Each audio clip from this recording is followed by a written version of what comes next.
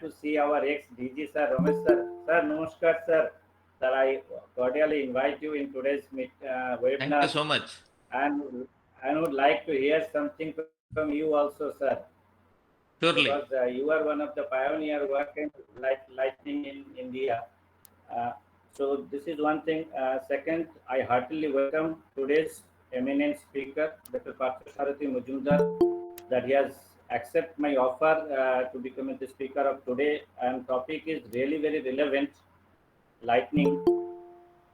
What I feel that lightning is essentially the most important climate variables of today.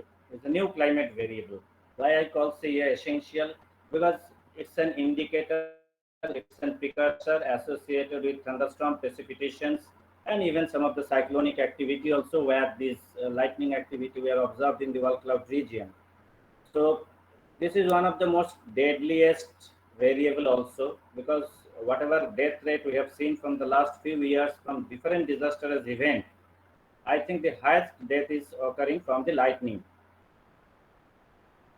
So we have been able to reduce the death in lightning in from the cyclone because of our mitigation measures. But really, right now we are not in a position to decrease the death rate from lightning. That is the most challenging task we have. And today we will hear definitely Dr. Parthasarathi Majumdar how we can use the low cost decentralized lightning detector because detector is one of the most essential element first to mapping the vulnerable areas.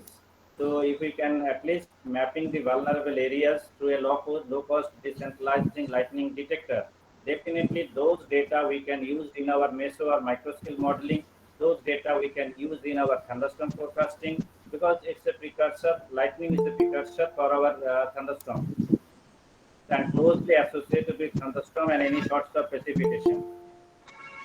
If we see the data, so on an average, what I have seen almost 2360 people died every year in India on an average 2360.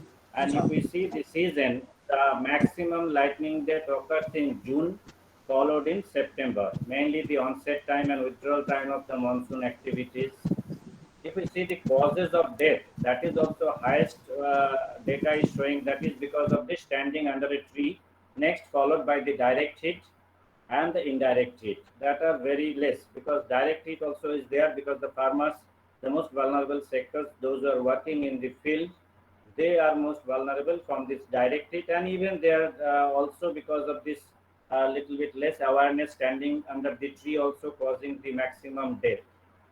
So number of death is increasing. We have very limited data for the last 2-3 years, but whatever data we have, it is observed that lightning frequency is increasing and increasing in our region. West Bengal, so far as the total lightning count is concerned, that is fourth in India after Odisha, Madhya Pradesh, and Chhattisgarh. Fortunately, though we are ranking fourth in the total number of lightning count, fortunately we are 11th in the number of deaths. So here lies also anomaly. The total count and the death is also not that much correlated. Though we are ranking fourth in total counting, but death-wise only 38 deaths in a year. That is we are in the 11th ranked position. So I think these are the areas some of our experts will cover what is the exact relationship with the total number of count and out of which how many is the cloud to ground and that actually causes the death. So I think I will not take that much of time on lightning because today we will hear lightning only from our eminent speaker Dr. Parthasarathi Majumdar and our ex-DG also Dr. KJ Ramesh. So I welcome you all people in today's webinar and I hope that today we will able to learn something new which will help us because our basically is the operational department. We are issuing ultimately the forecast. Now we are issuing 24 hours in advance every 3 hourly lightning forecast using the NCMR FWA 4 kilometer. So this data we can use in our modeling system, particularly meso and microscale modeling, and to forward the people well in advance development of suitable apps.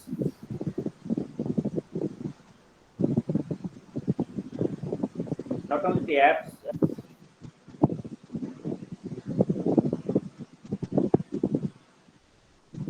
IoT apps and see whether there is an alert or not. So there should be a notification, and that notification should be with some tracking sound, because every time it may not be possible to see whether there is any SMS or there. So it was proposed by me that whatever apps we have, if there is a notification and that too notification with a special sound, then it can alert somebody to see whether there is any alert in his region of 10 kilometer or 20-kilometer radius. Then only we can alert him. Apart from that, whatever actions we are taking, that is the creating awareness. Yesterday only I have a meeting with the Principal Secretary and Agriculture Secretary of the state, and now from this month onwards, we will campaign through different portal, social media, website, and TVs, just to create awareness among the people about the lightning activity, about the vulnerability, what to do and what not to do during the lightning activity. So these are the areas we are working on it. But ultimate problem is that we are getting very less lead time to forewarn people. Ultimately, half an hour to 1 hour in advance, we have been right now able to warn people. So how to increase the lead time also, that is the another challenge that we, the operational forecasters, are facing. So I hope in today's webinar, we will get some new clues, new methodology, new technology, so that we can improve our forecasting methodology, we can improve our forewarning process and early warning system, and ultimate objective to reduce the loss of life and property. Because all we are aware that we are slowly already shifting from an information-based forecasting system to impact-based forecasting system. Say, for example, normally what we used to do earlier, that there will be a heavy to very heavy rain. This was an information that rainfall will be say less 11 to 20 centimeter. But right now, this is one aspect, that is the information that there will be heavy to very heavy rain.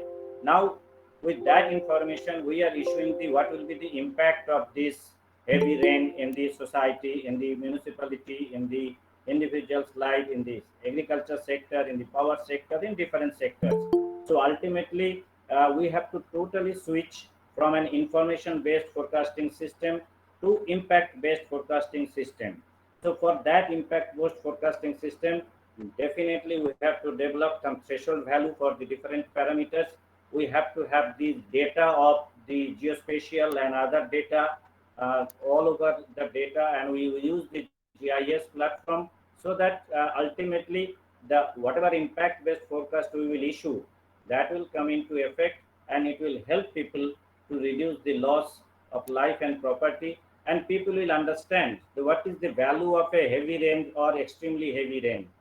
So only because at that impact-based forecast already we have started 1 to 2 years, not all the parameters in case of heavy rainfall and cyclone and all others. So definitely in case of lightning also, we have to switch from an information-based system to impact-based system. So with this, I once again welcome all of you, and especially today's our eminent speaker, Dr. Parthasarathi Majumdar, for today's webinar, and I hope that everybody will enjoy. And I request all of you, please listen carefully, see how best we can use his advice. Thank you, sir. Thank you, all of you. And now I hand over the mic to Shotto for further proceedings. Thank you, sir. The concern we received from the welcome address from our chairman, that the disastrous effect of lightning, the importance of today's topics is being shown by the concern of the chief forecaster of RMC Kolkata. Now, today's speaker, Professor Parthasarathi Majumdar, he is a visiting professor of School of Physical Sciences, Indian Association for Cultivation of Science, and his total work, it will take almost half an hour. So right from the quantum mechanics to so many other fields, gravitational fields, etc., etc. So, but we are fortunate enough, such an personality has thought of a topic which is directly correlated to the public life. It is a concern not only for the meteorologist, but also for the conscious scientist to do something for the society. So with this, I welcome and invite today's today's speaker, Professor Partho Sarathy Mojumdar, to start. Sir. Thank you very much, Shotobrata Babu, and many thanks to Dr. Bandyopadhyay for the wonderful introduction. The gratitude for this program is entirely me, because I am a total outsider to climate science. Excuse me.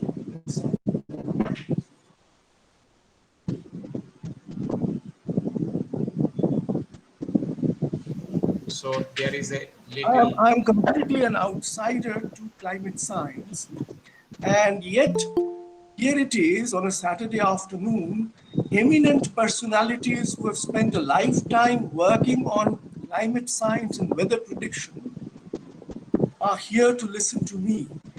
I mean, what else but extreme gratitude and thankfulness will be my topmost feeling here. Now, if you don't mind, I shall shut down my video because there are issues with my computer.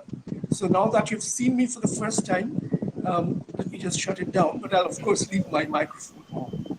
Okay, sir. And most welcome. I shall proceed to sharing the screen, okay, so that we can begin in earnest.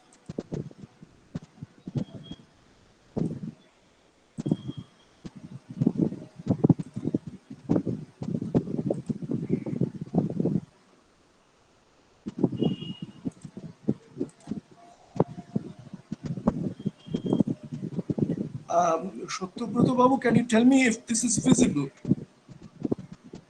Yes, it is visible, sir. Okay. So let's begin. Basically, this work which I'm going to talk about was done in collaboration with Shekhar Banerjee.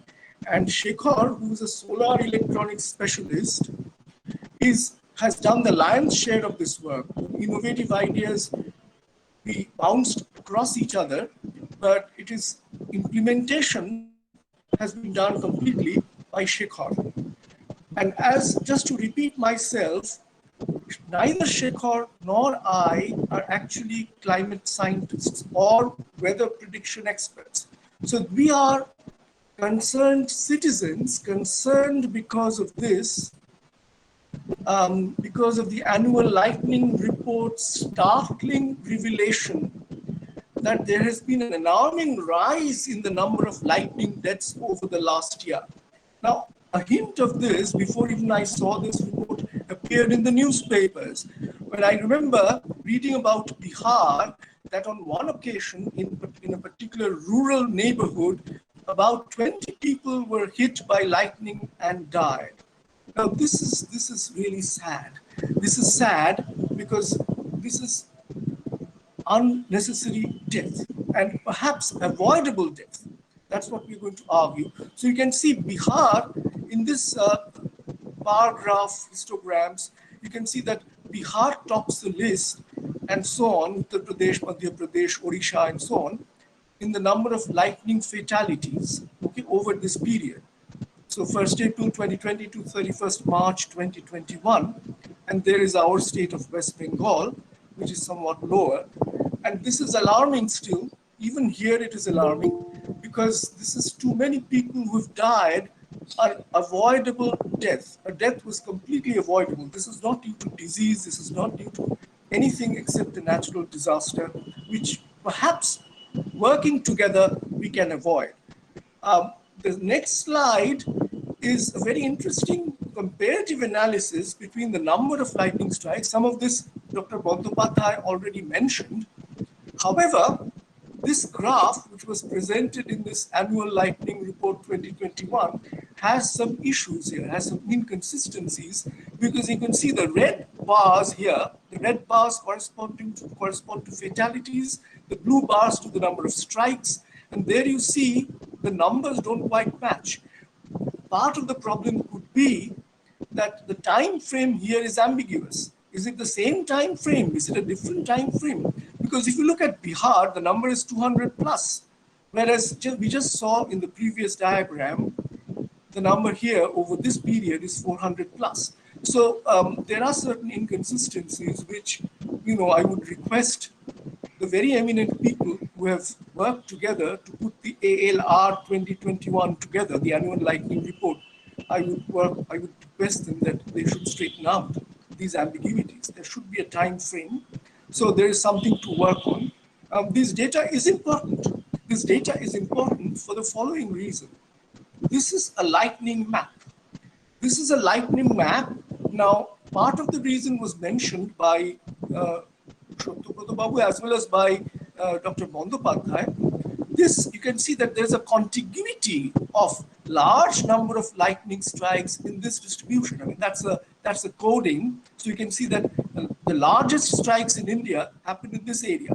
Jharkhand, Western West Bengal, this is Chhattisgarh, this is northern Orissa, and of course, a little bit of Madhya Pradesh, Uttar Pradesh, and so on.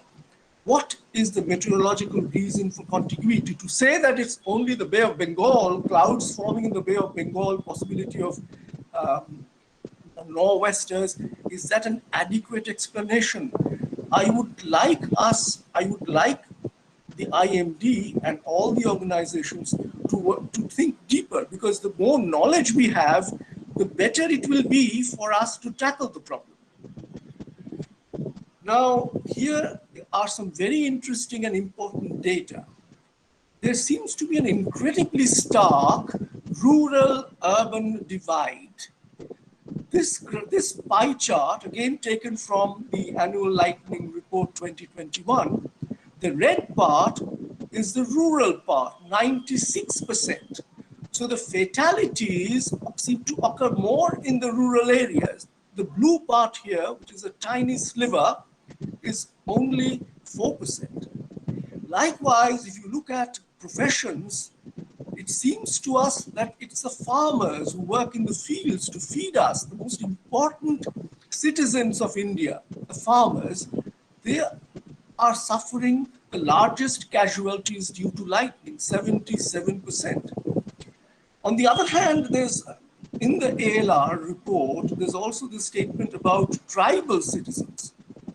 Tribal citizens apparently comprise 68% of the fatalities compared to 32% non-tribal. I will skip this. This is just something about standing under a tree. This is not important for our work, or at least what I would like to talk about.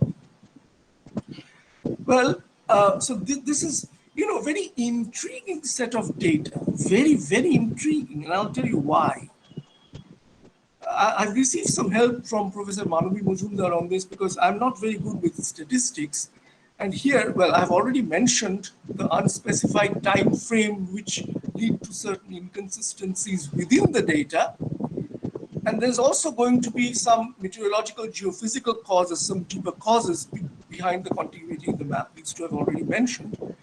But about the tribal citizens, the fact is that they comprise 10 to 12% of the population. And they're inhomogeneously distributed. In most states, there are certain tribal pockets, certain pockets in the geographical region where they live and work. And nowadays, many of them work as agricultural laborers in open fields. And yet, they constitute 68% of lightning fatalities. So I'm going to raise a question here. I'm by no means making any statement. Is the tribal identity a false variable, which is actually hiding geographical location effects? The same location effects which might perhaps be responsible for the high fatalities among non-tribal farmers working in open fields. So here is work to be done. Are they really tribals that we're talking about? Okay, and here this is something very important, because we have to understand that when we make a statement that it's mostly tribals who are dying from lightning, are we sure about that? Or is it something masquerading as a tribal identity, but actually something else? Now, there's something that I found as an explanation in the Annual Lightning Report 2021, which is actually incorrect. I'd like to point that out. It was said that many tribals are killed because they live in tin-roofed huts. Well, tin-roofed huts, as physics knows, are called Faraday cages, and they offer protection against lightning. In fact, any conducting material on top, like the roof of your car will operate as a Faraday cage. So when lightning strikes there, the huge amount of charge which is deposited is distributed instantly, and therefore there is no concentration left. So unless you have 1 foot on the ground and 1 foot touching the hut, the roof, there is no way that lightning will find a path through you. So this is some basic physics, which I think the annual report had missed, and I would like them to take a second look at it. And you know what really means is that you need a more detailed investigation taking socio-economic factors into consideration. Because like the pie chart I showed you, this pie chart gives you a dismal picture of huge fatalities in the rural areas, among tribals, among farmers. You know, very important part of our population are in grave danger if this data is right. So we have to make absolutely sure that the data is correct and the identification of tribal identity is also correct. Now, there's something else I'd like to talk about because this was mentioned in the introduction. One would like to know what is the computing device ownership and connectivity in India.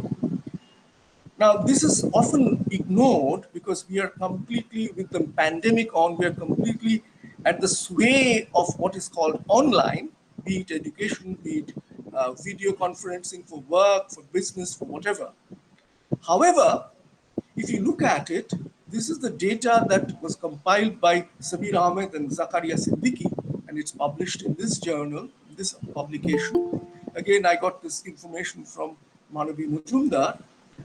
So it turns out that the ownership, and this is data slightly old, this is data from the National Sample Survey dating back to 2017-18, that it's not more than maybe 11% of all Indian households who own any kind of computing device. Now, by that I mean a laptop, a desktop, a tablet, a smartphone, what have you, anything.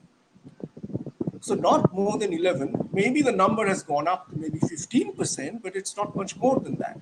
And then there's an incredibly stark rural-urban divide. So this is the second time we're talking about a stark rural-urban divide. In rural areas, you can see the numbers here. It's 2.4% of scheduled tribes, 3.2% of scheduled caste, and 3.58% of Muslim households in the rural areas who own a computing device. Now, the numbers for the urban areas are much bigger, obviously. And if you take internet connectivity, that's another stark rural-urban divide. In rural areas, less than 15% of all households have internet connectivity. In urban areas, it's close to 45-50%. Okay, so this gives us a very dismal picture. It's a discouraging picture. Because if you think of a centralized targeting app where you are actually targeting rural users, because of these issues, it is quite clear that such an app will always have very limited efficacy. It's absolutely clear that we will not be able to reach out to the people we are concerned about. Okay, so this is the issue.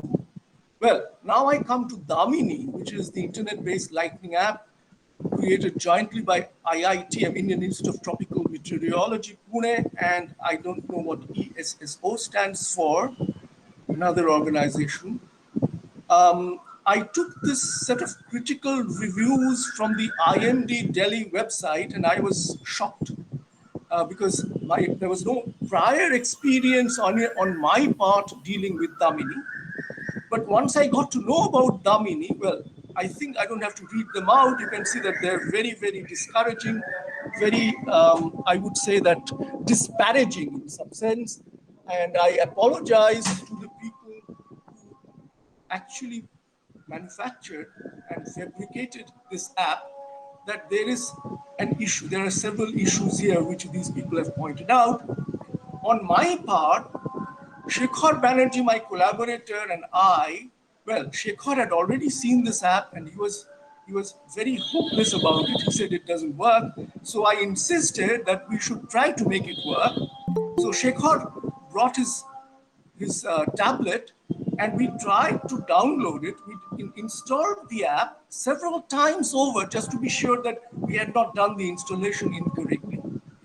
And after having installed the ad, opening it yielded no data. There was absolutely nothing, and we waited and waited. And as it happened, you see, this was during a lightning episode. There was thunder and lightning all around, and yet Damini was not doing us any favors. It was not showing us any signal at all. So after trying for about 3 or 4 hours, we gave up. And we realized that there are issues to be resolved here.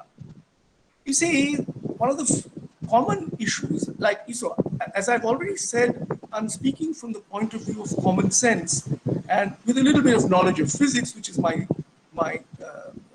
subject of study. Lightning strikes, especially those from clouds to the ground, they're local random phenomena. They're very, very hard to predict.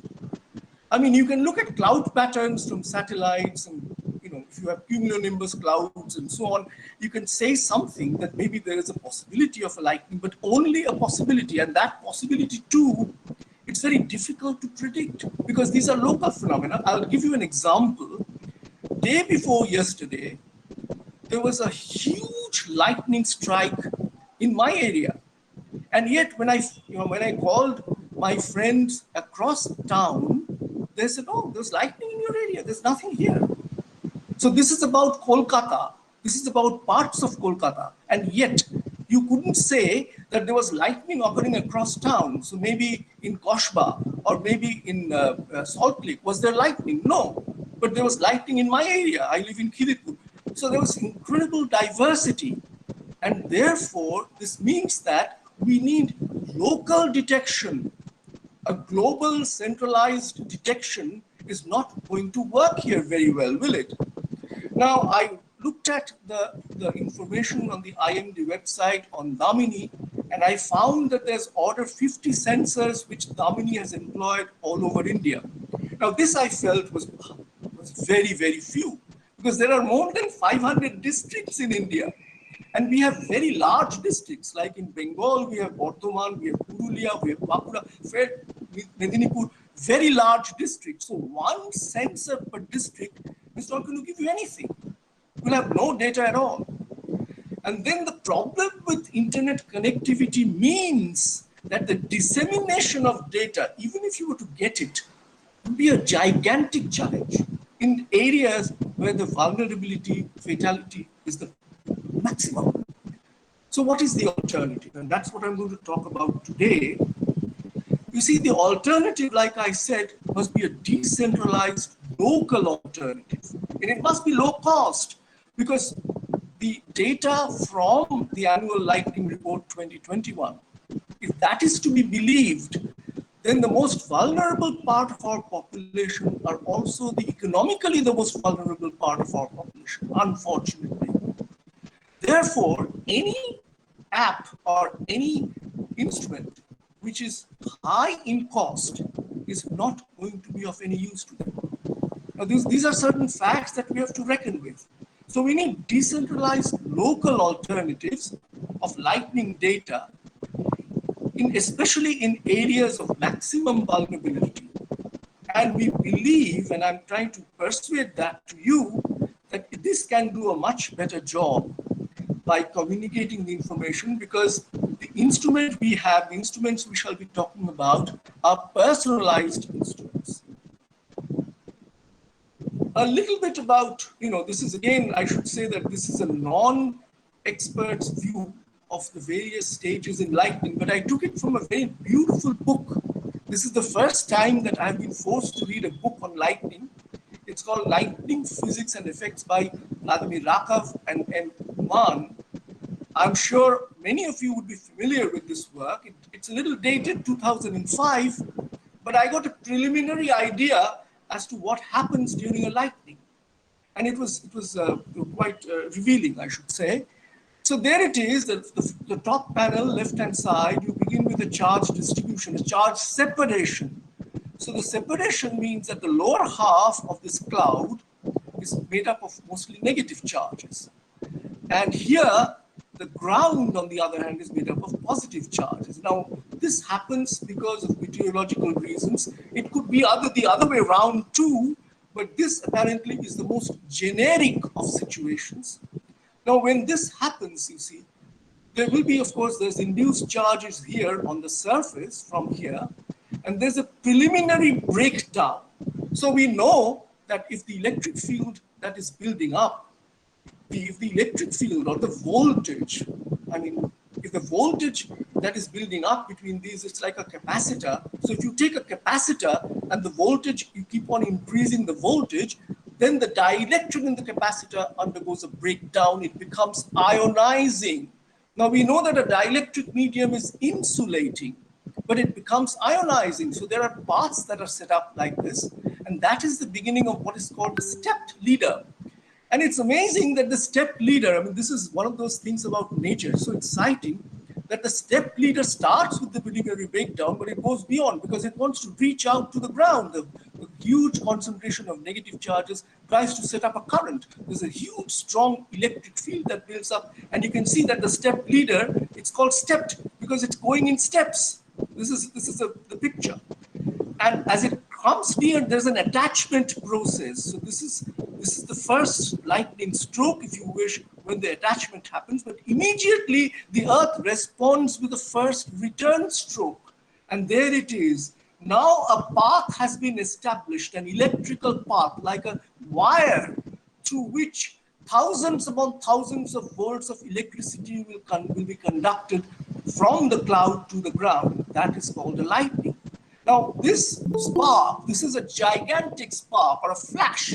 That's the lightning flash that you see.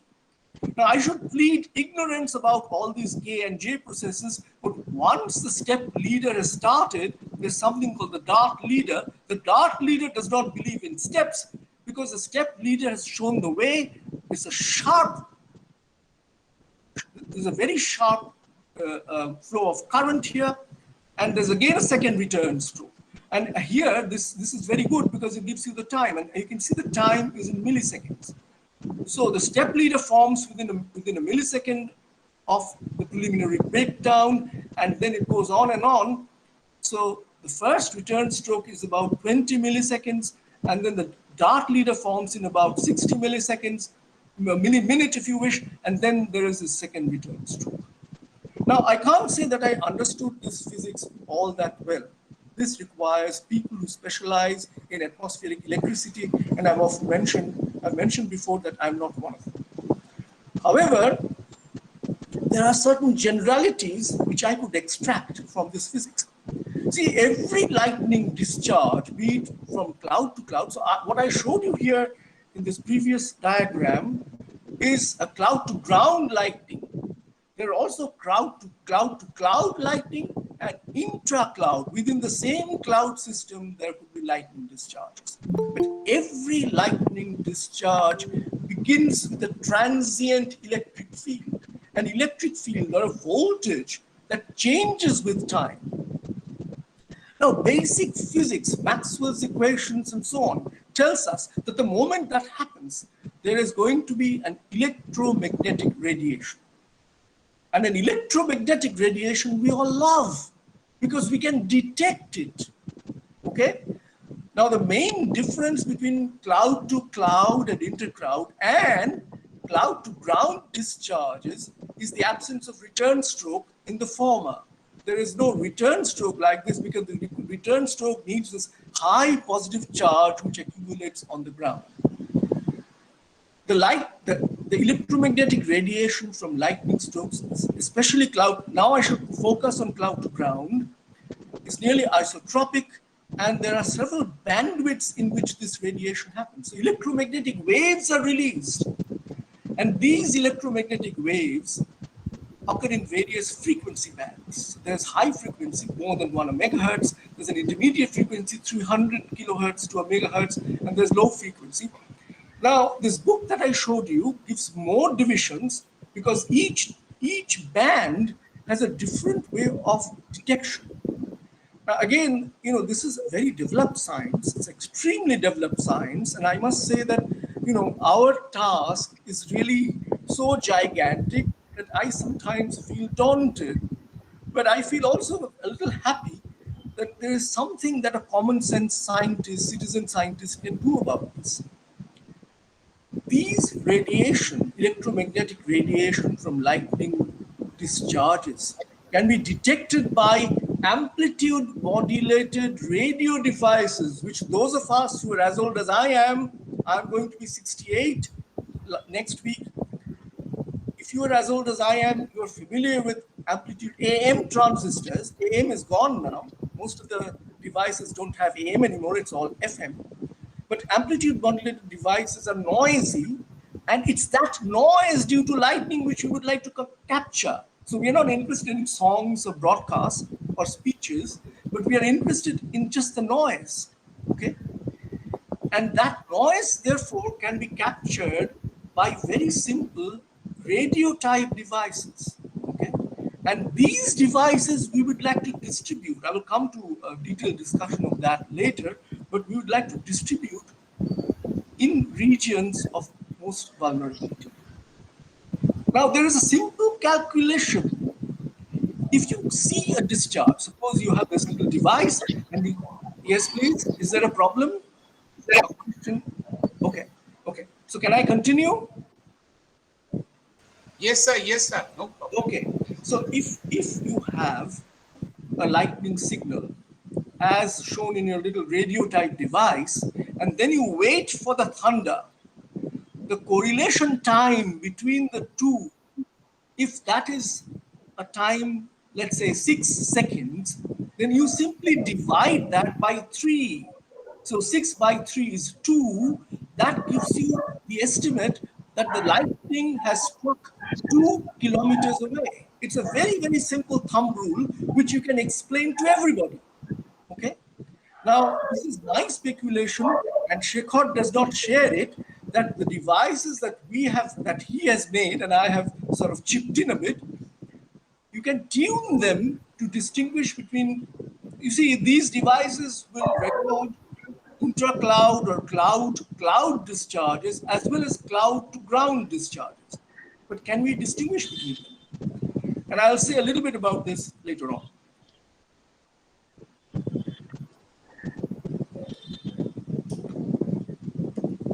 Oh, sorry. So here are our devices. You can see that they very much bear a homemade stamp because they were made by Shekhar Banerjee in his home.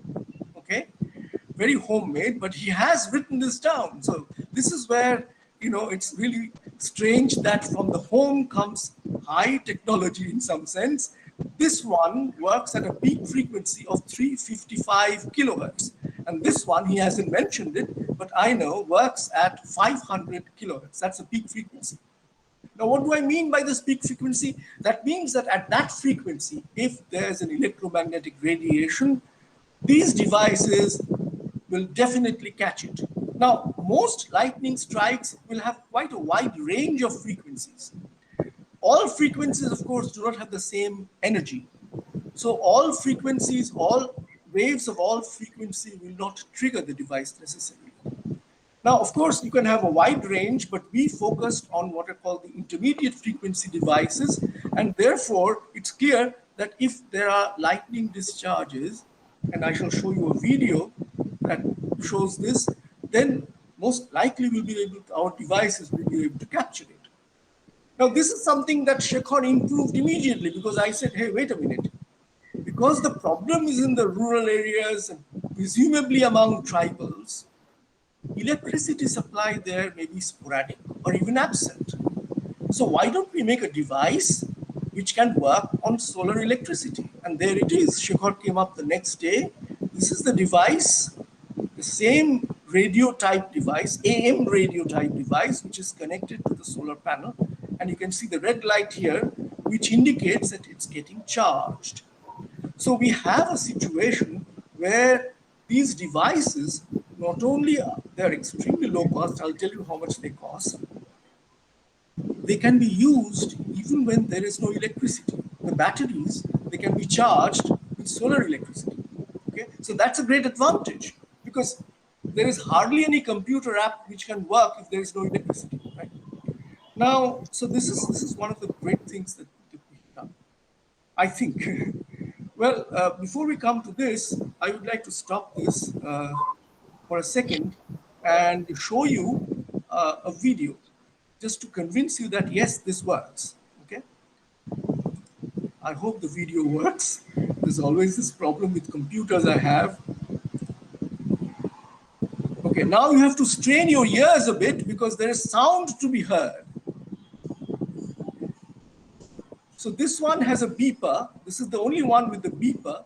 All three have light signals. Ah, there it is. I hope you all heard beep, this one. If you want, I'll play it again for you.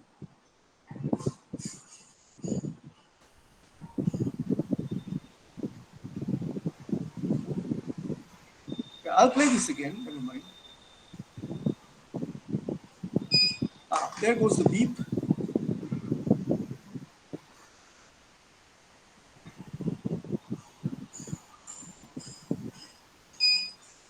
Okay, this last signal you saw, the earlier two signals, the earlier two beeps came from just this detector. The yellow light went on.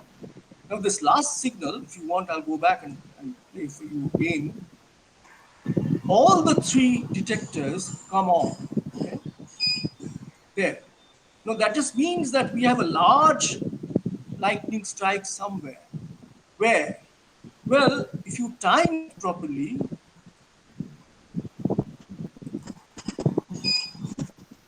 so let me just try to time it for you. So that's when the signal occurred, the visual signal, and of course the beep as well. But how far is the thunder? Let's look at that. Well, you have to strain your ears, try to listen for a thunder because the thunder is not very, I should say, loud.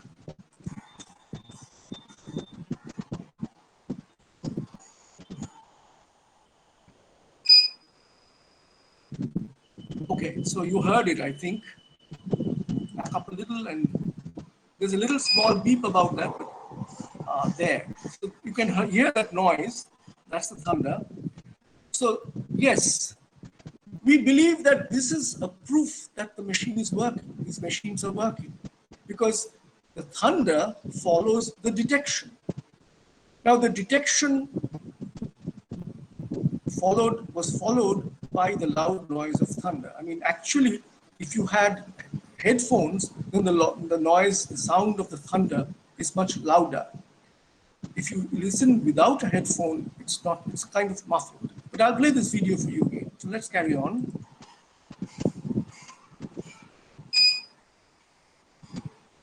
So there will be heard again. And now the tour de force. So just hang on. I think all of you heard the sound. So let me go back and play the last part.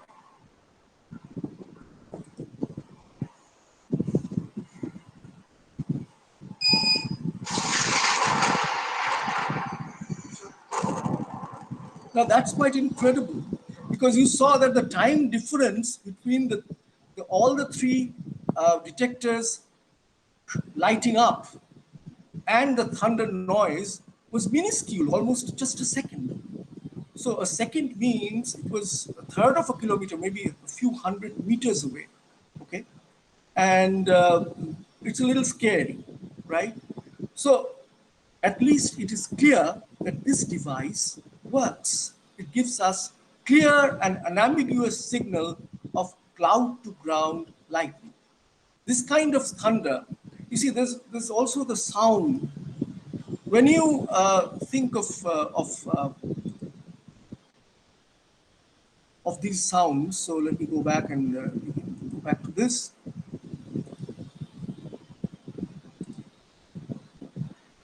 Yeah, so I was just going to show you the picture I was able to capture from the video when the three boxes have come on all on a sudden, come on simultaneously.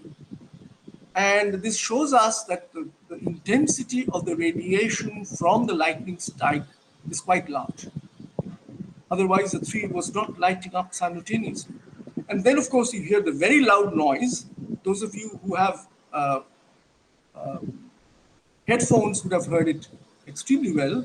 And it was, I'm not using the headphone, but even here, I could hear the noise very clearly. Okay, so what is the plan? What is going on here? Well, this device, which we call, I should say what this device is named. It's called Super Region. This is my naming, Receiver Lightning Detector, SRLD. Super region is regenerative, and I'll tell you why this name comes from, where this name comes from. This is a super region receiver.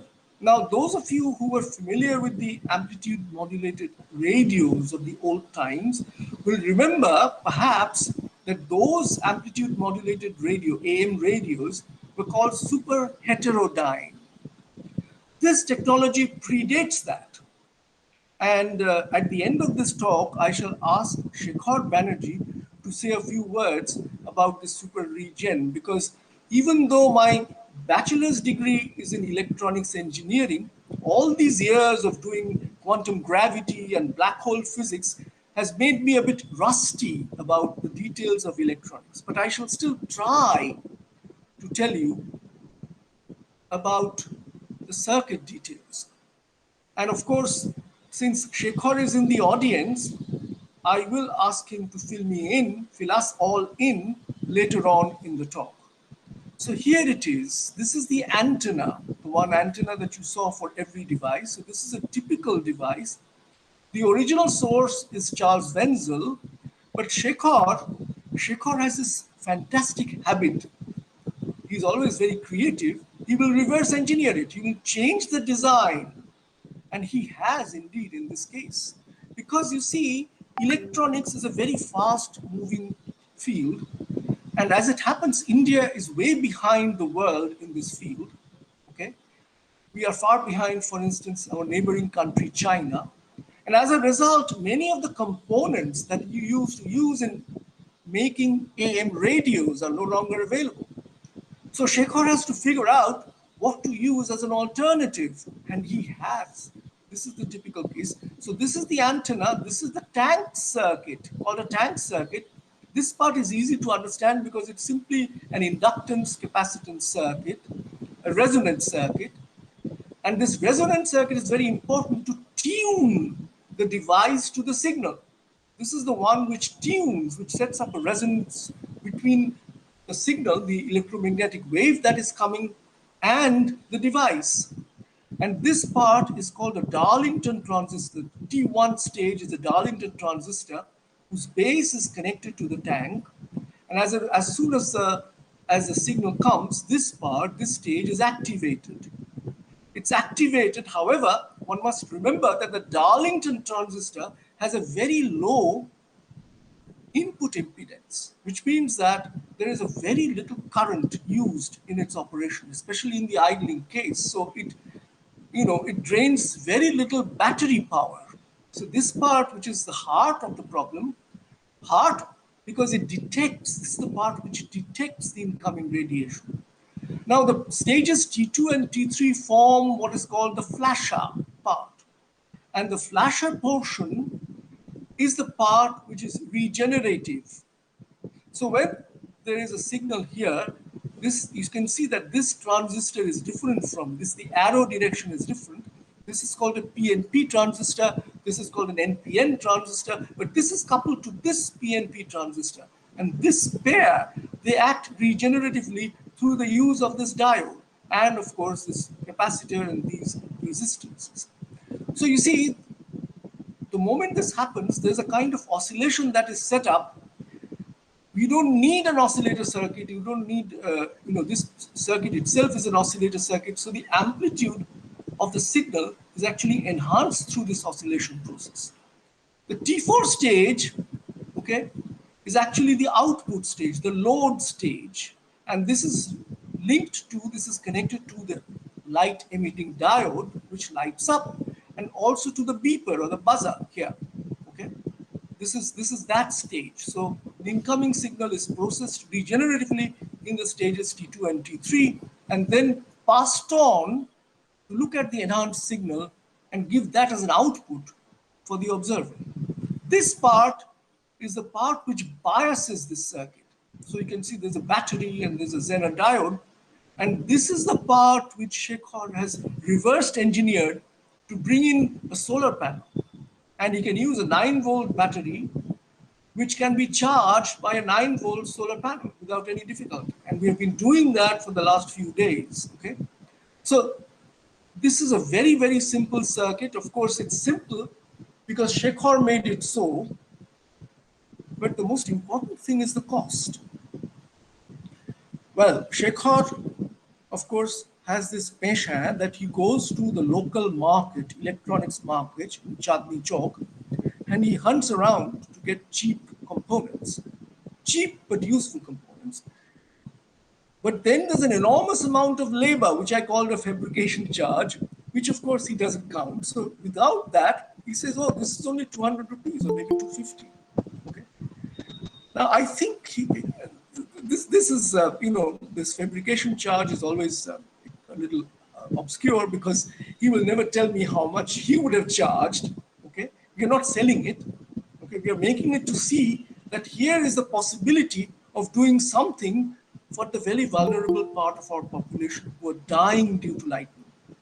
Okay, so this is the whole point. I mean, I would like to emphasize this again and again, that our entire motivation, and this is included in the solar work that we do, is to help the poor people because they are vulnerable.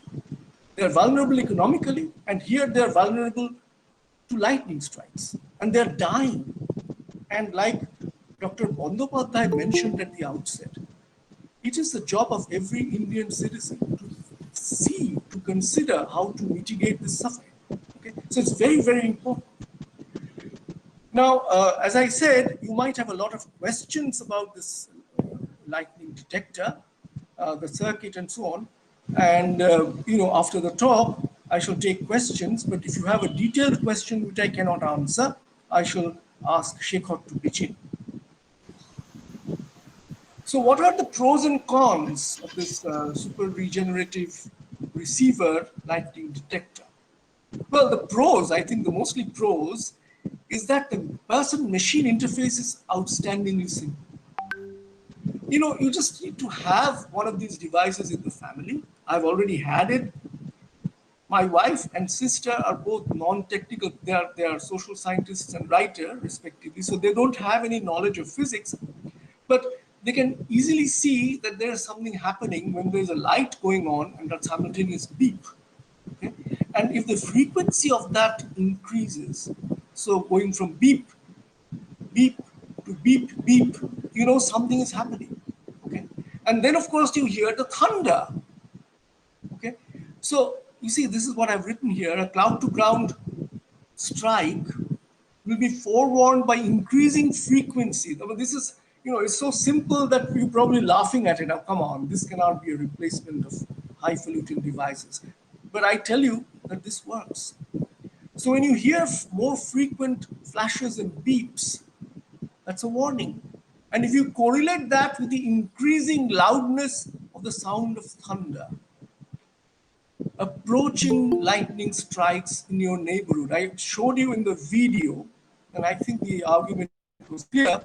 The first lightning strike, which all the three devices in the video recorded, was happening 3 kilometers away, and the last one, the big one, was happening 300 meters away. So there is a huge change, and it's happened pretty fast.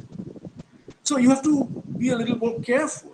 You have to see these things happen when the time between the lightning and the thunder is maybe like 15 seconds or 20 seconds, and start noticing.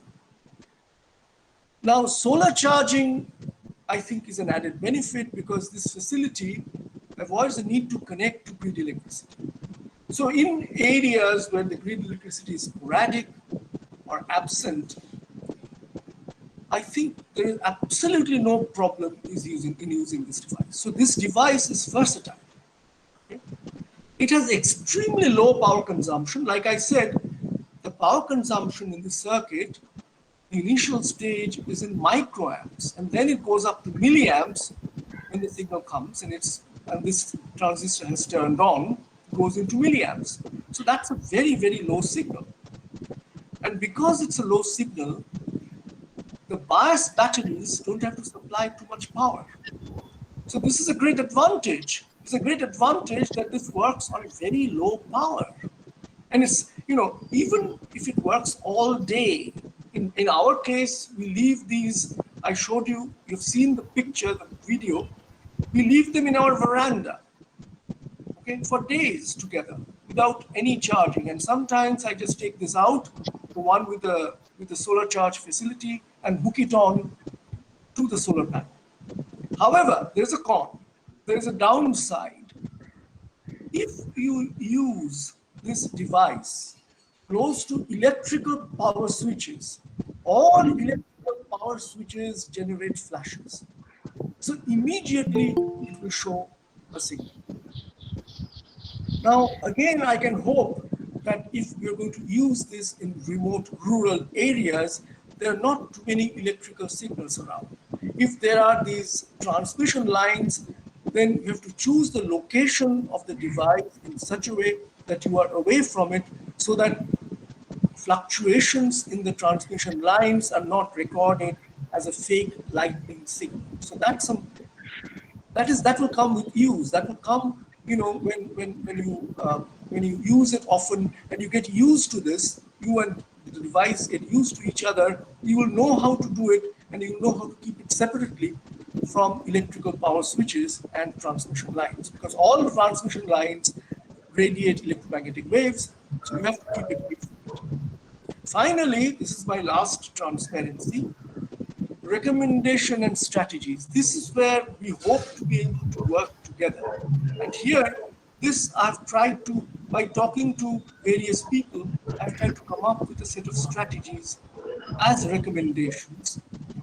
So this SRLD is a personalized, low-cost, low-power instrument. So I am imagining, in fact, we are all imagining that this instrument is such a low-cost instrument that it can be supplied to every family, especially in the vulnerable areas. So first, let's look at the vulnerable areas. Let us look at the families living in the vulnerable areas. Let us give each family an SRLD. Okay? And how to use them? Well, we can set up teams of user volunteers in the vulnerable areas who will give us modicum of training. It's not training really, because you have to say that, okay, light and sound come together, you see what's happening, and then every person in the rural areas can divide by 3, so they will have an idea of how far the lightning strike is happening. Well, the other great advantage of SRLDs is that they are easy to fabricate and the components are cheap and accessible. So this is another very, very important point. We don't need experts. We don't need great experts. You don't have to wait for experts to come and fabricate it. It can be fabricated in the very areas of great vulnerability due to lightning strikes. And here is the plan. The plan is educate the youth with high school science education. Train them so that they can fabricate SRLDs. Shekhar and I have been engaged in some similar training programs with the JB and STS and other organizations, and we shall be happy to act as resource persons. But I'm sure the circuits, as you saw, look at the simplicity of the circuit. The circuit is so simple that to fabricate such a circuit is actually quite a trivial, well, not a trivial task, but an easy task. Requires care, requires the components. Now, here again, I would say that because we are dealing with important central government organizations with large resources, these components can be given to the youth who are being trained at subsidized prices. Like solar panels too can be given for subsidized prices, okay? And if that is the case, and if the training program can be set up in the vulnerable areas, then it is likely that you'll already have embedded this training program as part of the local economy. So you can then think of startups in rural areas where these things can be manufactured and sold to the customers, okay, for a very low price because they cost very little. Break-even price. We're not thinking of huge profits. We're not thinking of building a huge company here. And another very important aspect would be to involve the high school physics teachers. I'm quite sure that high school physics teachers in this country know enough electronics to be able to fabricate the circuit. Okay, with the help of some resource persons, this training program can be involved, and we hope that this kind of a plan will save lives in the future. So this training program cannot be very long, need not be very long, maybe a couple of months at most. So within 2 months, with the equipment being supplied to them by the government, both the central and the state governments, it is possible to have a situation where you have a device for an early warning system. So we have an efficient, working, cheap early warning system. And then if every family is in possession of such a system, then it's absolutely clear that everybody has a life preservation instinct. And if they are trained appropriately, will be able to see that, okay, the frequency of these beeps and light signals today are too hard, too rapid, and therefore maybe I should not venture out to work in the fields.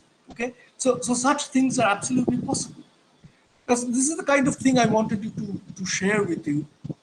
Now, I don't know, well, I mean, my suggestion would be that IMD, the great organization doing climate science and weather prediction in India, actually can take leadership in this approach.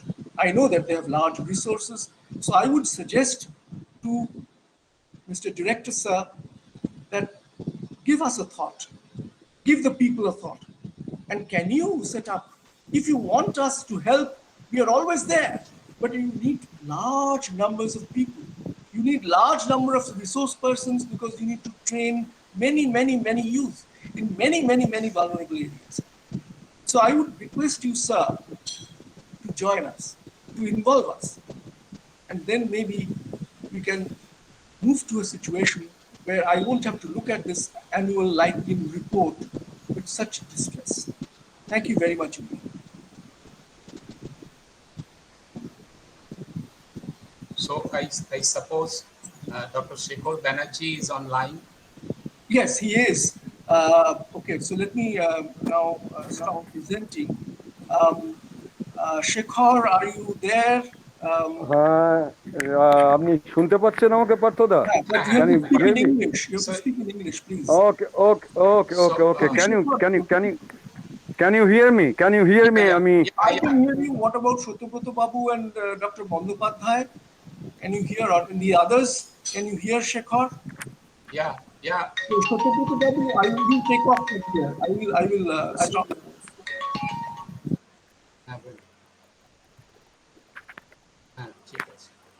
So I welcome Dr. Shekhar Banerjee here on behalf of IMS Kolkata chapter in this platform.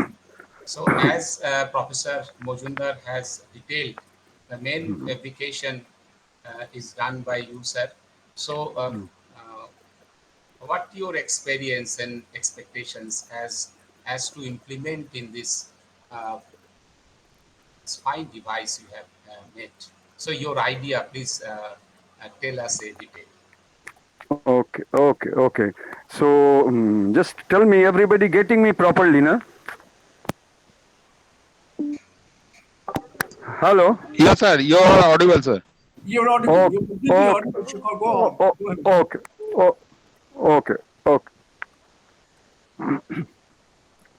Now, regarding lightning detector, see, I'll first give a little bit of introduction just before going into the circuit or into the application. A very simple introduction. You may on your video. Just a minute. Yeah, Give me a minute time. Can you get it? Yes, you get yes. me? We are seeing, sir. Okay. Most welcome. Okay. Now, I in think regard, everybody wanted to see the maker of the device. Yes, sir. Yes, sir. Exactly. okay.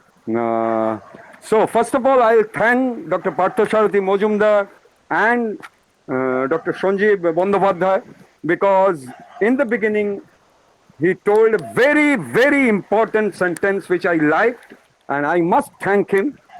And without taking much of time, I should proceed. Now, in regard to lightning detectors, first of all, there are two main divisions in this chapter. One is you can detect lightning prior to cloud to ground strike takes place. There are methods. There are very simple methods. Okay?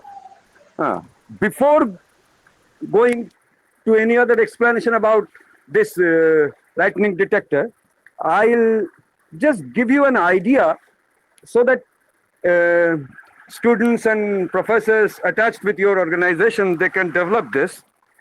Uh, if you want to understand that whether a severe lightning will take place very shortly or not, there is a very simple method.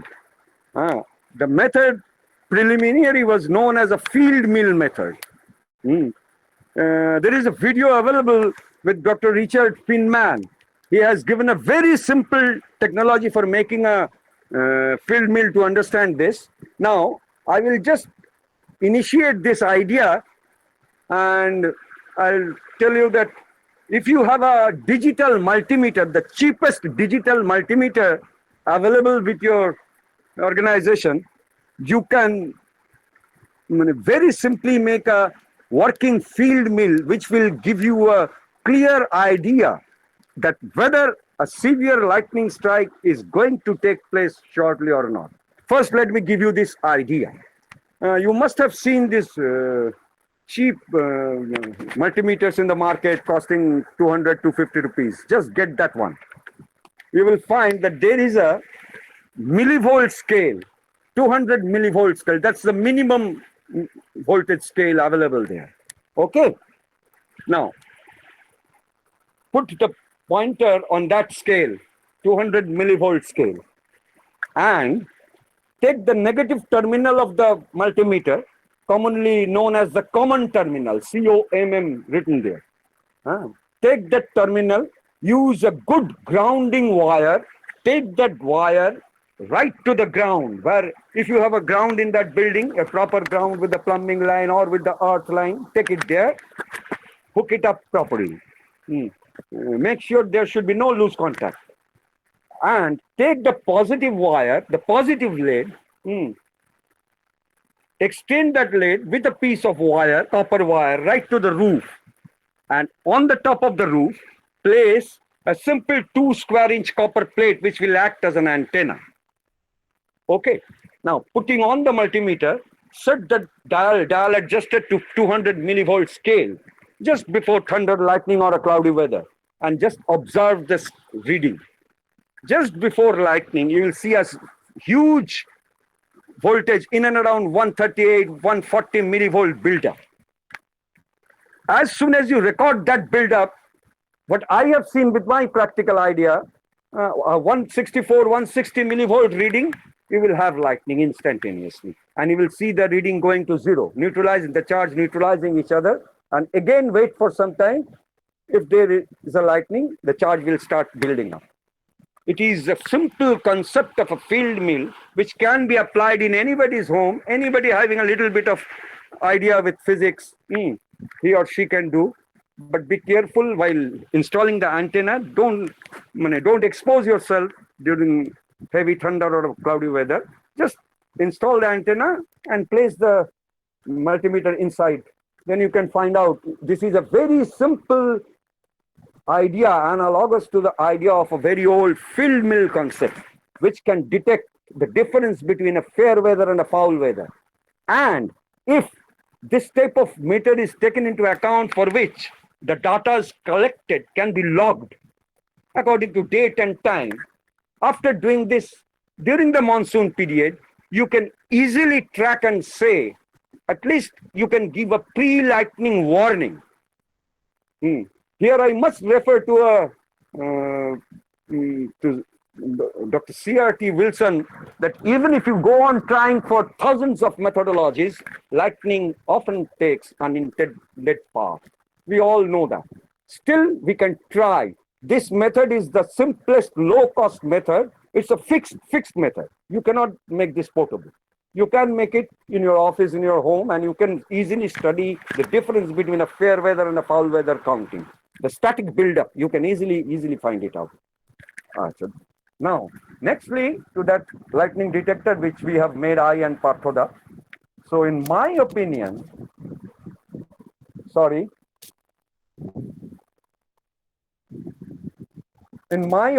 you getting me now? Yes, sir. Okay. In my opinion, this type of device, what we should, the first important point, in accordance with Dr. Bandyopadhyay, is that we should have a device where the man-machine interface should be very, very low cost and simple. I have made it with the idea that it will be used by the villagers, by the field worker. But this is my idea, because I know he or she, an uneducated person working in the field as a farmer, if I give him a microprocessor-based instrument, it is impossible for that person to understand, to read it out. So this type of devices will act as a personal lightning detector or a warning device. Here you have a visual indicator with an LED and an audible indicator with a beeper or a buzzer, whatever you can say. Now, this is a circuit by the famous Wenzel, C. Wenzel. I know this person, and he gives all practical working circuit, and I have modified this. I have modified this for a particular reason. Previously, the first one I built with a visual indicator with an LED only, but to my opinion, that is inadequate. You must have an audible indicator also, and as you know, you won't get a 3-volt buzzer or a beeper very easily, good quality in our local market. That's why I increased the voltage, where I use the output load consideration with the 9-volt battery and the RF detector, the oscillator detector regenerative stage, the Darlington stage, with the 3-volt specified supply. There I have modified the power supply. You must have seen Parthoda explain. I have made a resistance and the general stabilizing supply, which have been given to that Darlington pair. Now, this is a very simple, low-cost device. It can be used by anybody with a 2-3 days understanding, anybody can make it. Now, besides that, you must be knowing there are several well-known personal lightning detectors available, especially USA-made, Accurite, Skyscan. I know them. I have gone through their circuits, especially Accurite. They use the 500 kilohertz resonant tank circuit to detect. After that, they use a microprocessor with an intensity detector. I have an idea. It can be easily developed with the same circuit. Instead of doing an AC coupling method, I will use a DC voltage detector stage and I will input that to a microprocessor.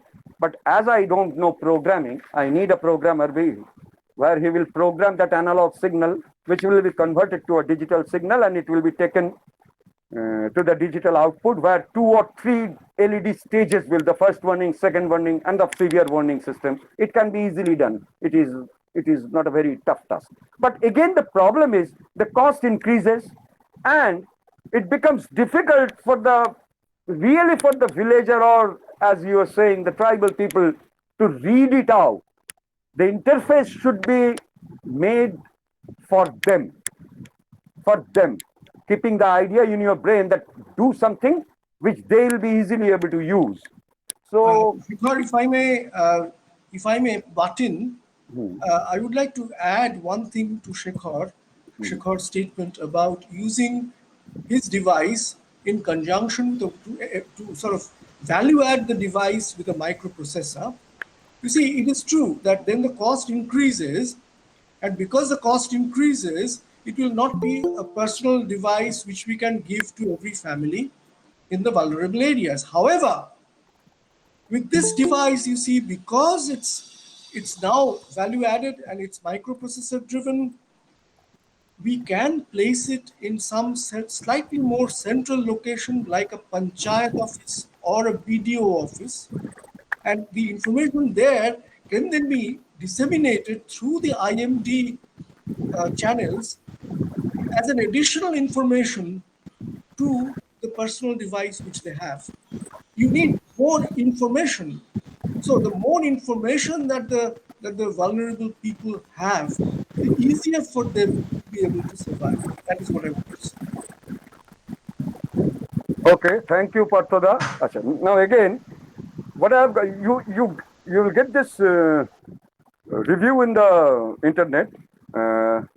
Just to type how accurate lighting sensor works, there you will find. But the problem with the best lightning detectors ever, but they are very costly. In India, Amazon is selling that for 58,000 something. So they are also capable of giving erroneous reading.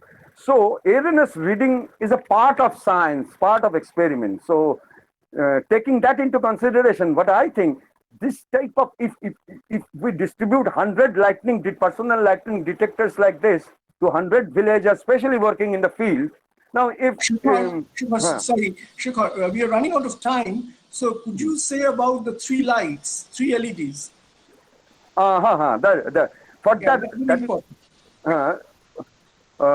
I'll have to speak it electronically. So, if you permit me, at least I'll be happy if electronics persons are there. It will be better for them to understand. Now, as you have seen, I'll go on. I'll just try to explain. As you were describing the circuit, if you Parthoda will be able to bring the circuit back in the frame once more. Parthoda? Sir? Hello. I'm trying to. Hello. Let me. I have to present again. I've gone out of presenting. Oh, acha. Okay, Yeah. then leave it. Then leave it. I'll bring it up. Excuse me, sir. Yes, sir. Yes, sir. Please.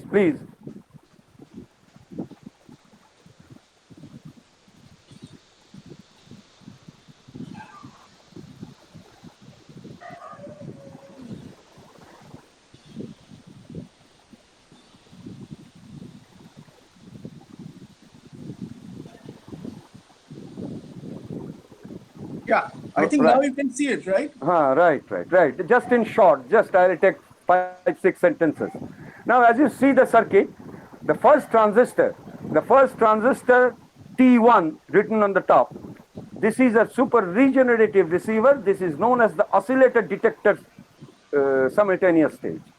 Now, here you will see from the collector of the first transistor, the signal is coupled through a capacitor to the base of the second transistor T2. Now, this is called AC coupling method. Instead of doing this, you eliminate all the stages.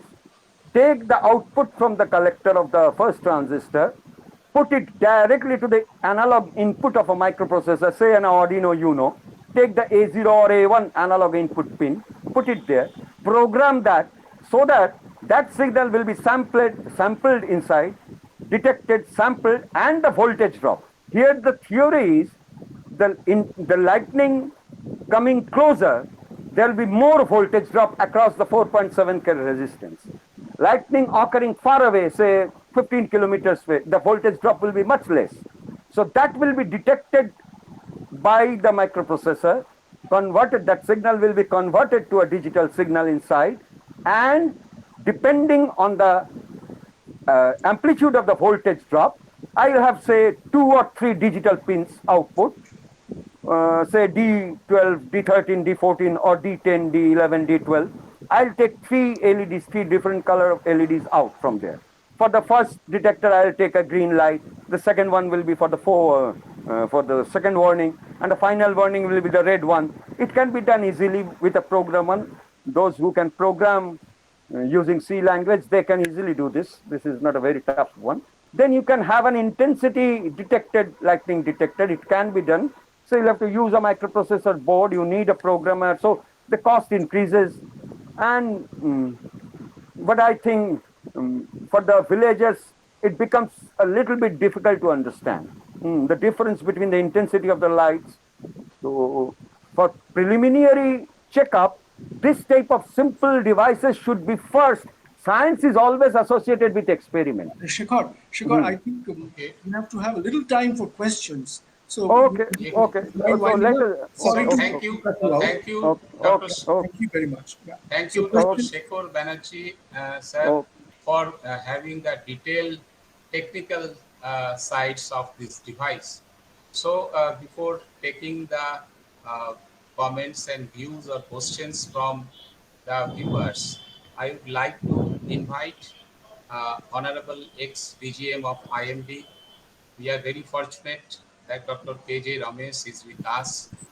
He was all through with us, and I would like to give his comments, reviews regarding this innovative device for the most vulnerable class of the society. Sir, please.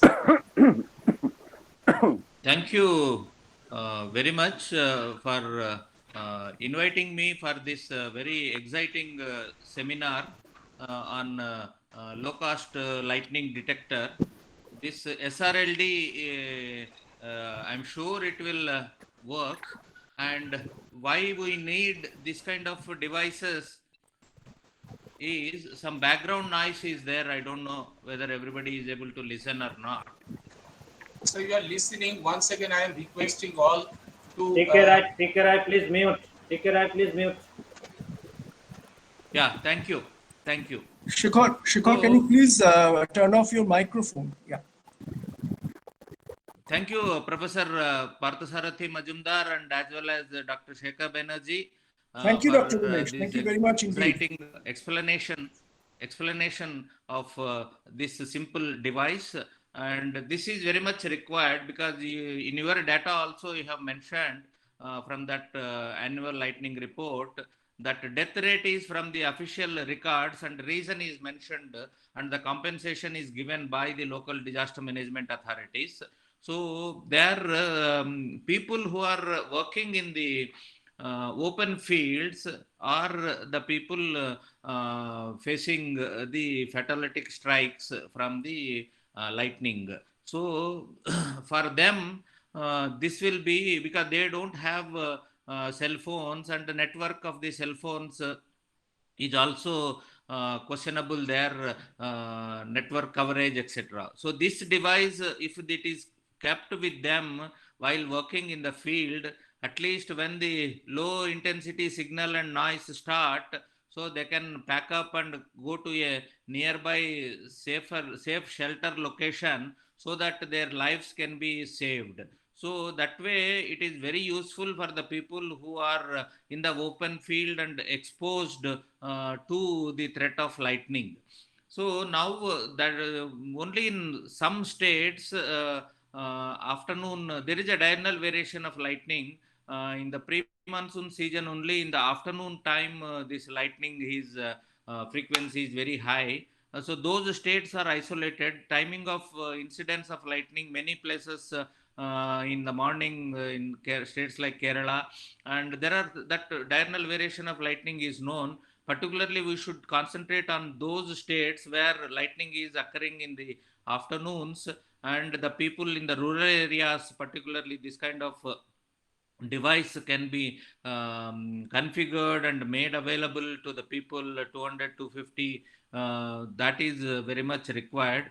So for this campaign, already in states like Jharkhand and West Bengal, disaster management authorities and district collectors are running the already awareness campaign, IEC campaign, with the IMD and the Lightning Resilient India campaign system. So this campaign is already there. So we should make some prototypes of these devices and demonstrate them in panchayat offices or something like that, so that they get the feel of it, and automatically we can find out the corporate funding to distribute these devices, and that should not be an issue once the awareness is raised, and the means of fabricating this and then providing to the people can be organized. So this is a very exciting opportunity which you have brought out to the scientific community through this webinar. And I would like to receive at least small PDFs of this philosophical aspects associated with this design of the SRLD, which has been demonstrated here and highlighted here through this webinar.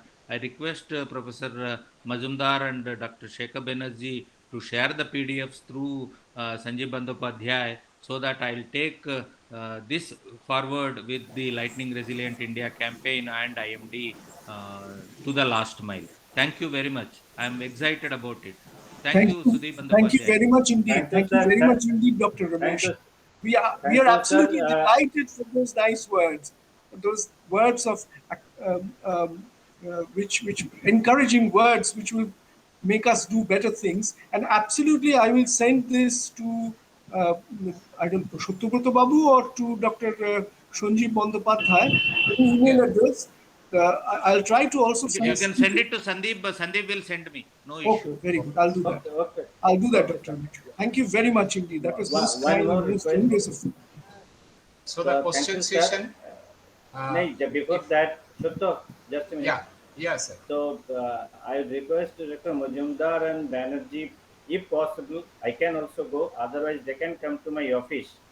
So whatever webinar today we have based on these inputs, we can further discuss about the modalities and implementation and execution issues, if anything. So I am ready to go anywhere, and you people are also welcome to my office to discuss further in face-to-face situation, because there's some limitations in an webinar. So it is better to Dr. have an Bandyopadhyay, you yeah. are located in Alipur, are you not?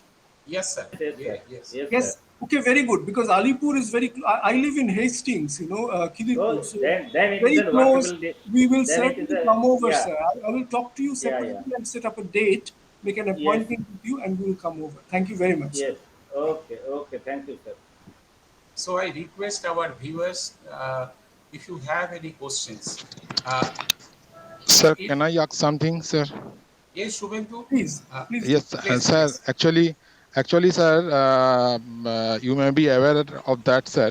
IMD is now working on building up of some IoT-based devices, and it is a fortunate thing for me that I am also in that group.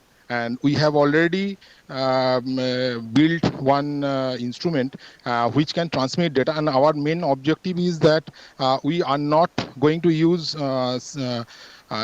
SIM communication, that is mobile communication. We are looking for radio communication, and we are able to transmit data, that is weather data collected from some sensor to hundred of meters away.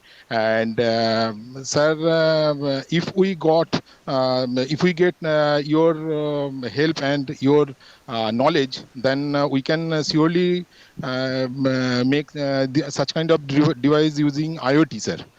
Because we are already collecting data, already able to collect data and transmit it without any mobile communication through hundred of meters. And our main objective is that we are to connect every high altitude areas. And our objective is that we collect one data of some region and transmit it to next Arduino, suppose 500 meters away, then collect those two data to the next one, and ultimately at our ground station we'll collect all those data, and that is our main objective. Now we can input this thing, that is lightning detector. Nowadays some lightning devices are also there, lightning detector devices are also there, and we can incorporate those things in our Arduino and or Raspberry Pi. If we use, sir, it is not much of cost, because our device is below 1,000 rupees. We can make one set that is costing below 1,000 rupees, and Okay, Absolutely. that thank you, Shubhendu. Absolutely, Dr. Kormakar. I think your suggestion is very well taken. We have to learn more about it. Like I said, we are total non-experts. Shekhar is an electronics expert. I am a physicist, a theoretical physicist. So I'll have to learn these things from you. Now, are you also located close to Yeah, in yes, sir. Yes, sir. Alipur? I am. Yes, sir. Yes, sir. I He can is meet also you posted in Alipur. Okay, very I good. can Then we meet can you. meet you together with when we go to see Dr. Yes, Bandopal. sir. To meet you. And Okay, Shubhendu, yes, we sir. get your point. So once again, some noise is Again, coming. sir. Yes, sir. Again, that is the main thing. That's just I want to highlight that also, Ramesh sir Absolutely. requested you just you share your PDF. Your theoretical knowledge is required That for okay, our Shubhendu. thing, sir. No, we will Yes. be very Shubhendu. happy to work together. Okay, Yes, sir. IMD is doing, sir, that IoT based device. IMD is okay, making one group, and yes, Shubhendu. Shubhendu, you will Uh, discuss in detail when we meet. yes, Yes, we have yes, a sir. Yes, sir. physical meeting absolutely. at our We'll discuss in Alipur more office. detail. Yes, Okay, we absolutely. will. Yes, Yes, please. Please go ahead. Please. So I request everybody, please be short in your questions so that we can cover much more number of people. Okay.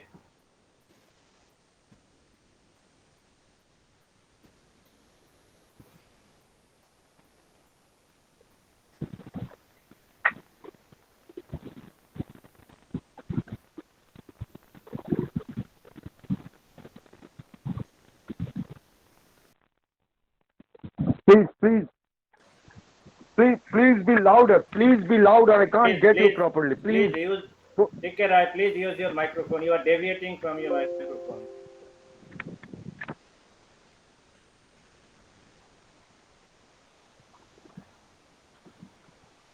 sir. I'm sorry, there Please is a a Noise. little louder. noise. I couldn't hear the Too much question. noises. Prabhu, could you please repeat the Hello, question, which was hello, hello. Hello. Take care, Rai sir. Hello. Yes, yes, yes.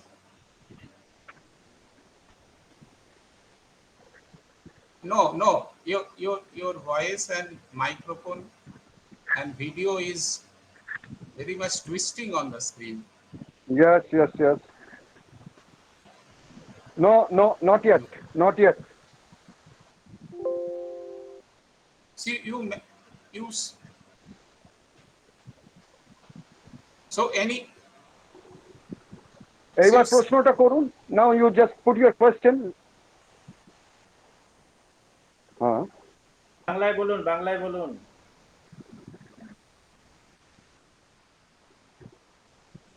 No, I understand. আমি বলে দিচ্ছি। আমি বাংলায় okay. বলবো না ইংরেজিতে বলবো, বলুন কোনটা সুবিধা হয়। আচ্ছা। Do one thing. আপনি মাল্টিমিটারটা নিয়ে place the multimeter inside your room. Okay. Now you have two terminals. One is the common terminal or the negative terminal of the multimeter marked with a black ring. Take that antenna should be for proper result. It should be kept above the roof, on the roof. Install that.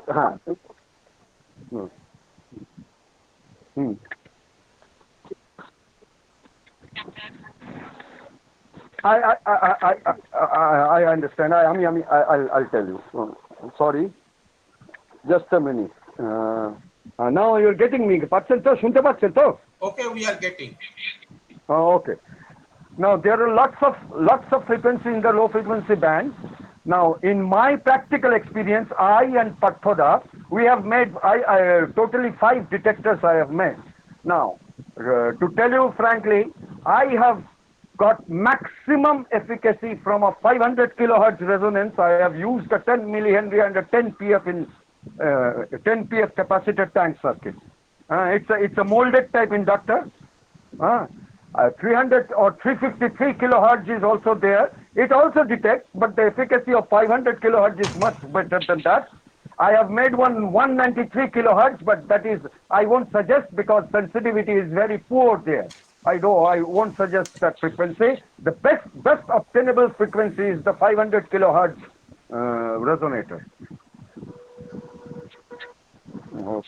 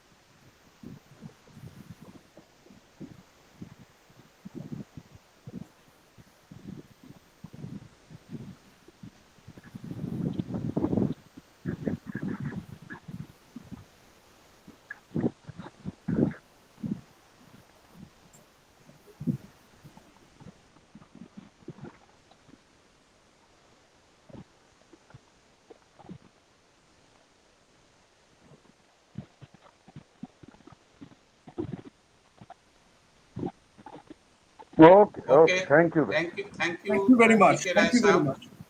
So I have one question. Dr. Shekhar and Dr. Partho Saruthi Majumdar, I have that your device that you have prepared, it is a standalone device. So we may not have much knowledge when they give us the signals. What is the distance or the source or the direction or the intensity? Or whether you have think of any networking. So you I, Yes, have I think Shotopoto's question is very interesting.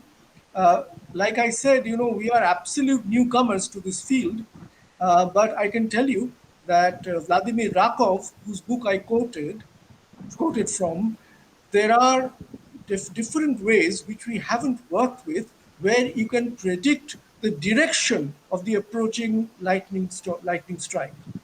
They use magnetic fields with orientations of different coils. Okay, so there is a magnetic way of deciding which direction the lightning is coming from. This is now knowledge which is available, and they've also given some hints on how to make it. It's just that we wanted to have something very quick, okay, because at least if there is sufficient warning for lightning, then the poor man or woman who is in the village will get a first early warning that no, I should not get out of the house or of the shelter. Okay, so this is what we were planning to do, but you're absolutely right.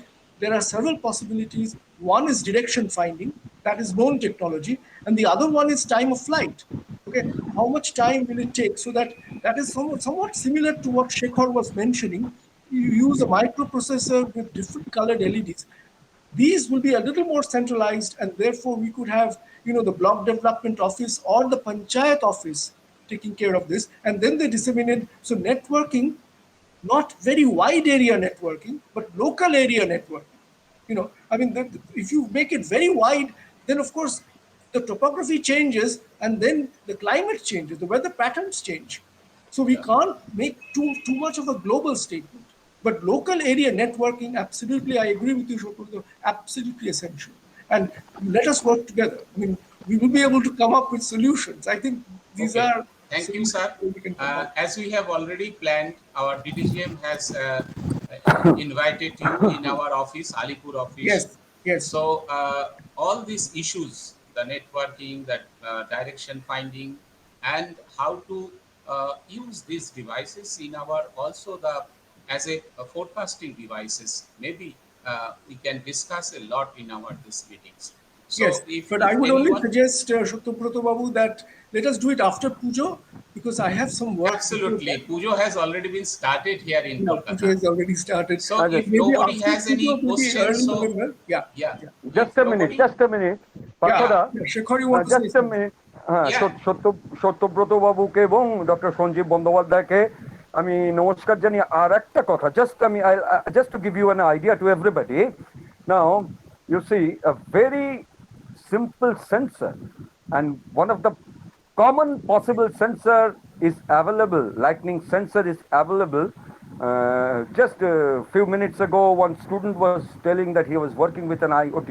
I'll just give you Rakov's little bit of knowledge what I have deciphered from that book. I also have that book with me. I go. It's a very interesting, one of the finest book.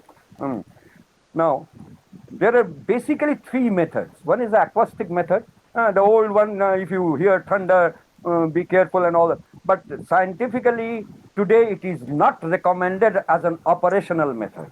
The second one is the optical method.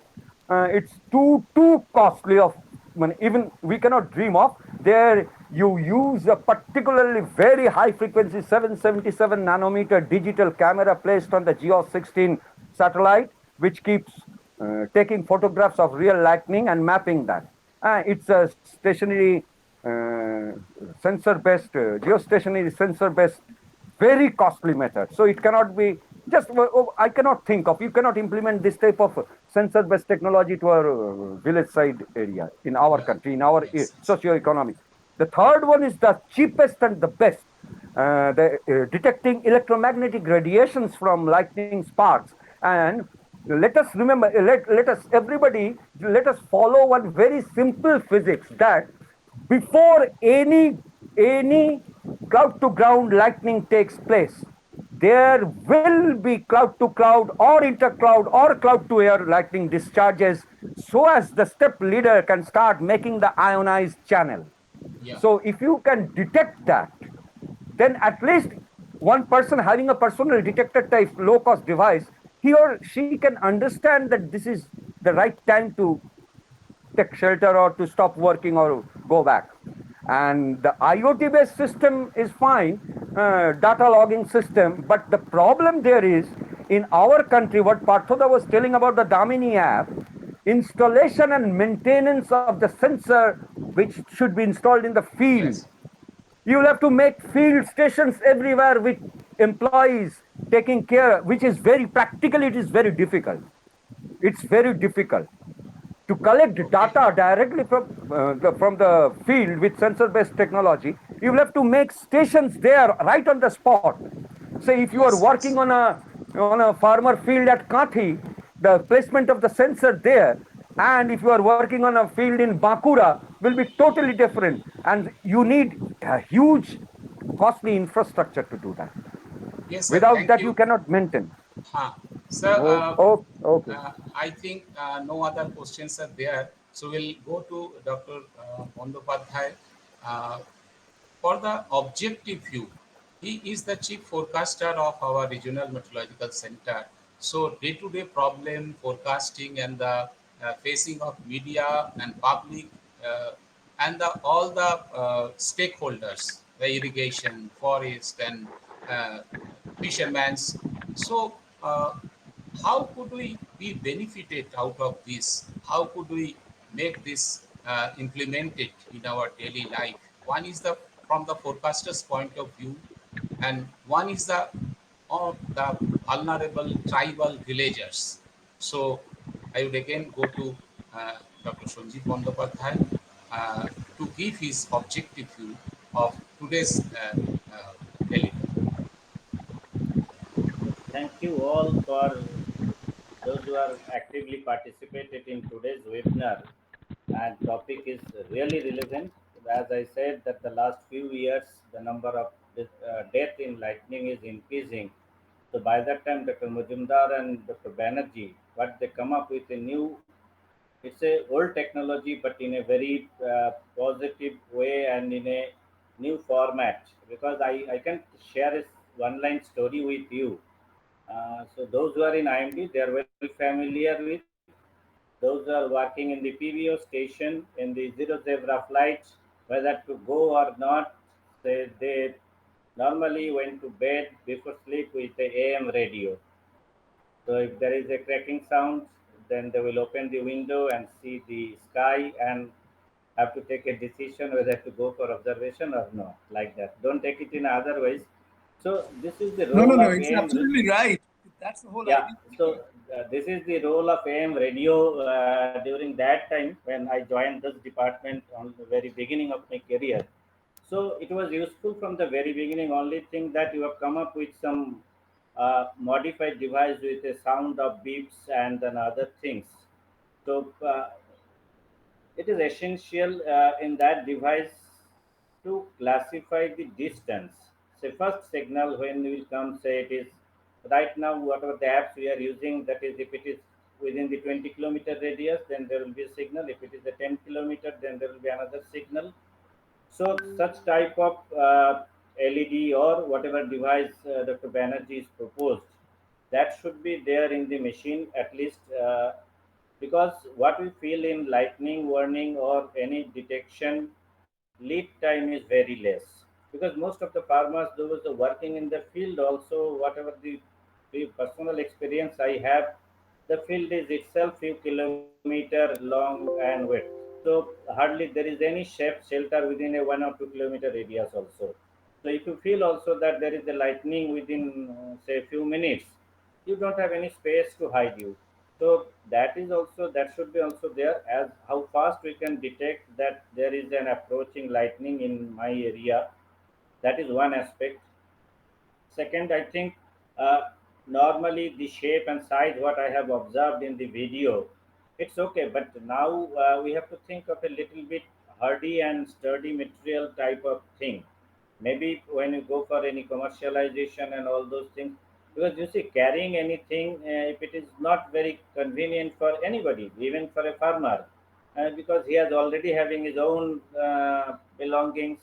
So besides that, if we put another box, then he may not be that much of interest. So we should be uh, careful on that also. If it is in a very solid state like thing, it's a very hardy and sturdy material like thing and a very small size, then even people may be interested in using in car also. Instead of switching off his FM radio, he will start your radio in the car itself, and if we can have a mechanism to fit into the car also. So this type of things we will discuss definitely in detail when we meet in our office. And I am assuring you that we are interested. We are interested only because objective or IMD's vision and mission, everything is finally to reduce the loss of life, particularly the common people. So we are interested. We welcome you, sir, to come to our office.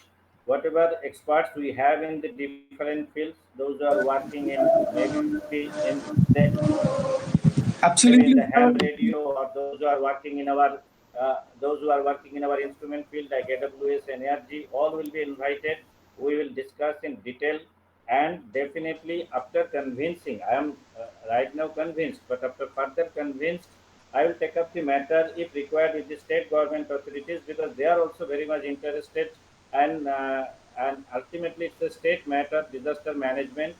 So that thing I can pursue and I can implement also through collaboration with the state authorities, because ultimately to reach the last man in the society, we have to use the state channel or the state dissemination channel or state administrative channel or state technical channel, because we in IMD may not be in a position without any networking to reach the last man in the society. Without networking to reach the last man in the society, it is only possible through the state authorities, the district authorities, or the block and the panchayat or moja level authorities. So that thing I can take up with the Secretary Disaster Management or the Agriculture Secretary of the state concerned, those who are working, because both way, Secretary Agriculture and Secretary Disaster Management are responsible for the agriculture sector, which is the most vulnerable only on the other point from the disaster management also. So even if it is possible to have a between the our boats for the fishermen, that also we can think of how to customize it for our fisheries people in the boat, because many of the lightning which are happening over the oceans are not even detected by us with our network. So that is also there. So definitely it's a new initiative. Already some of the technologies we have, only thing that we have to customize it to our own requirement and own uses. Being a very, not only still we are a developing and being a very not so rich country, I do not say poor, but being not so rich country, definitely we will look forward for low cost decentralized system, whatever you have developed so far. Yes, sir, Dr. Bandyopadhyay, that those are very encouraging words, and I'm indeed looking forward to our meeting at Alipur. We will come over after Pujo, and we have to thrash out the various problems that you and Shotobroto Babu mentioned regarding networking, regarding value addition to these devices. I mean, I would like to say, I'd like to humbly present the fact that the device that we had was developed by Shekhar and myself within just a matter of a month. So, you know, they're very crude devices in a sense, but they work. And then starting from there, we're going to join hands and go to much better both networking and quality devices, which will give more information. Okay, Because it's thank you. information. Thank you, Absolutely. Professor Mujumdar. Thank you very much. So Thank you very much. we have almost in the end of the session. So I request So, TK hello. Rai Yeah. Shah. So TK Rai Shah, the Joint Secretary of IMS Kolkata chapter, to give his vote of thanks.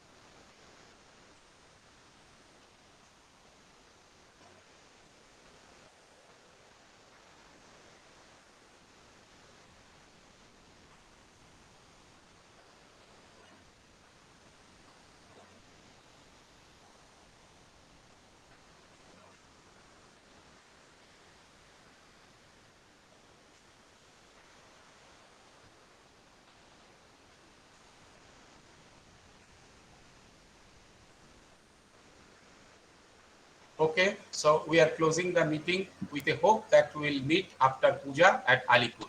Thank you, everyone. Thank you all. Thank you all. Thank you, Shubham, for conducting program so nicely. Thank you Thank all. you, sir. Thank you, sir. Thank Thank you, you. Professor Mojumdar. Thank you, Dr. Shekhar Banerjee.